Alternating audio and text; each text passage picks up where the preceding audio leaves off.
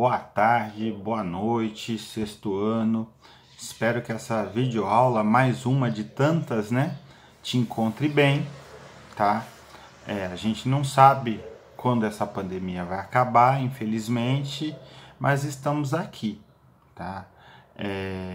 A galera tem saído um pouquinho do grupo, tá? Então acho que você nem vai ver essa videoaula se você já saiu do grupo.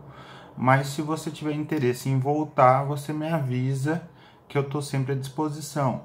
Eu sempre enfatizo isso para os alunos. Se vocês quiserem voltar para os grupos, fazer lição atrasada e tudo mais, dá sempre tempo, tá? Passar o tempo, inclusive, se você está em casa sem fazer nada, está enfadado, veja a videoaula, faça um pouquinho de lição, você vai aprender alguma coisinha. Tá bom? Bom, mas vamos para a aula. A aula de hoje é das páginas 166 e 167 do seu livro. Tá? E tem a aula de hoje tem a característica que nós chamamos de história da vida privada. O que quer dizer isso? Quer dizer de investigar a vida que a população comum, o cotidiano das pessoas levava, tá? Em vez de falar de grandes guerras e tudo mais, a gente vai falar do que elas comiam, do como elas se divertiam e tudo mais. Bom, e aí uma informação bem legal que o livro já traz é que a cidade de Roma tinha mais ou menos 1 milhão de habitantes no seu período máximo de pessoas e tudo mais, lá pelo século I, II depois de Cristo, tá? E para você ter uma ideia, Ribeirão Preto tem um pouco mais de 700 mil habitantes, então ela seria um pouco maior do que Ribeirão Preto hoje.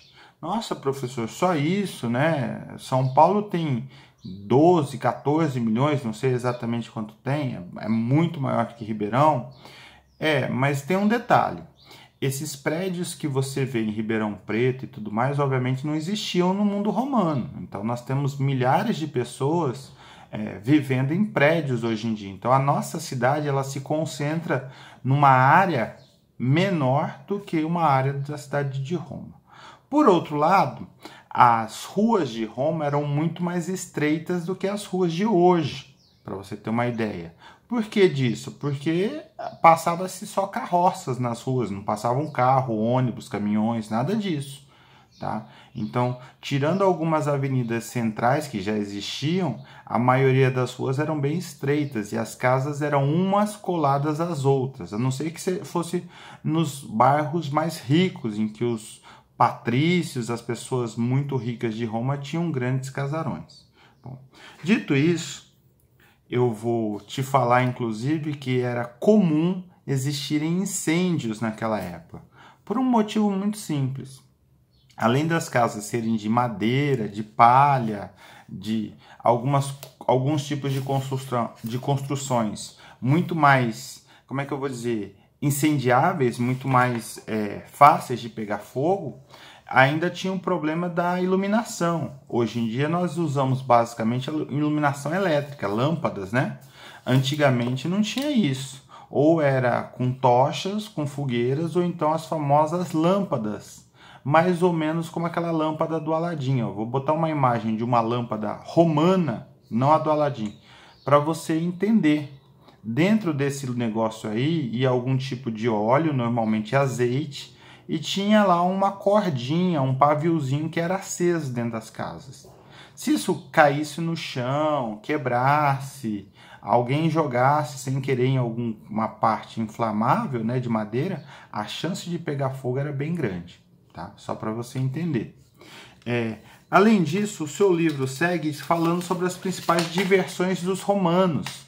Então, além dos banhos públicos, você fica imaginando um clube cheio de piscinas e tudo mais, em que as pessoas não vão lá jogar bola, porque não existe isso ainda. O que elas vão fazer? Elas vão nadar nessas piscinas, vão tomar banho, tá? Banhos públicos era uma diversão, chamar os amigos, ir lá fazer uma sauna, que já existia. E aí o pessoal que tem grana senta lá, bebe, discute negócios, passa um tempo ali. Tá? Esses banhos públicos eles eram muito comuns, mas eles não eram preferidos em relação às lutas de gladiadores, Os gladiadores eram escravos, tá? Eles eram pegos em outras regiões. Eu já falei sobre isso, vou falar de novo.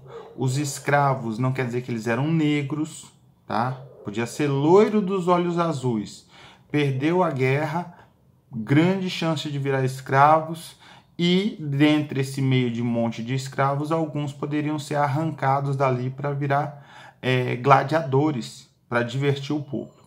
Só que a gente vê em filme, como aquele filme muito legal, completamente inapropriado para sua idade, tá? Então não estou sugerindo que você assista, não. Lá naquele filme a gente vê, morre não sei quantos, entra dois e só sai um. Os historiadores descobriram que, na verdade, a média, a porcentagem de morte de gladiadores era em torno de 10%.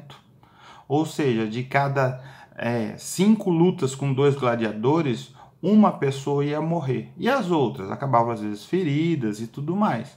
Como ele é um escravo, o dono não quer que ele fique morrendo toda hora um gladiador, porque ele está perdendo dinheiro, você percebe? Ele tem que ser pago por isso.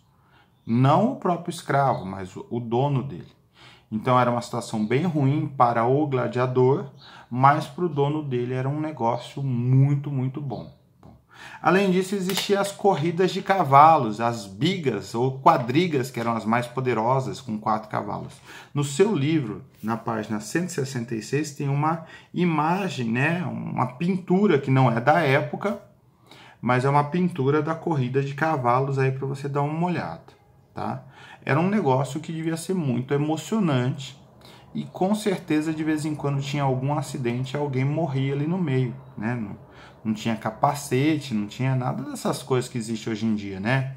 É tudo muito mais, frágil. Na outra página, tá falando sobre as crenças religiosas e as mulheres. Eu já falei sobre a religião romana, o seu livro já trouxe isso para você. E eles eram politeístas, eles acreditavam em muitos deuses. Essa página apenas fala um pouquinho sobre os principais divindades, né, que não eram comuns nos outros lugares.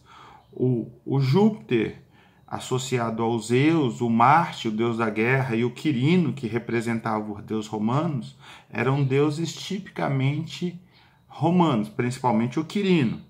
Além desse, existia a deusa Lares, tá? O Manes, que é a alma dos antepassados, eles rezavam muito para os seus próprios antepassados. E o Penates, que era a proteção para o abastecimento, a provisão de animais, para ter sempre caça nos campos e tudo mais. Além disso, eu estou olhando aqui, está falando sobre as mulheres romanas. As mulheres romanas tinham uma condição geral um pouco melhor que as gregas, tá? Elas podiam ter propriedade privada, elas podiam se divorciar. As gregas também podiam se divorciar, tá? Mas as romanas podiam ter propriedade privada, poderiam controlar os seus próprios negócios. Normalmente elas faziam isso associado ao marido, mas se não fossem casadas, se fossem viúvas ou qualquer outro problema, elas poderiam dirigir sua própria vida, o que já era um ganho em relação à vida em outros lugares, ou, por exemplo, na Idade Média, que a gente vai ver daqui a algum tempo, que as mulheres medievais não tinham nem autoridade para ter sua própria propriedade. Elas estavam sempre dependendo de algum homem, o que obviamente dificultava a condição de vida dela. Bom, sobre a aula de hoje é isso, para não ficar muito extenso. Estou morrendo de saudades. Espero que essa videoaula te encontre muito bem, tá? Com saúde, e que a gente possa se ver logo. Beijão a todos vocês.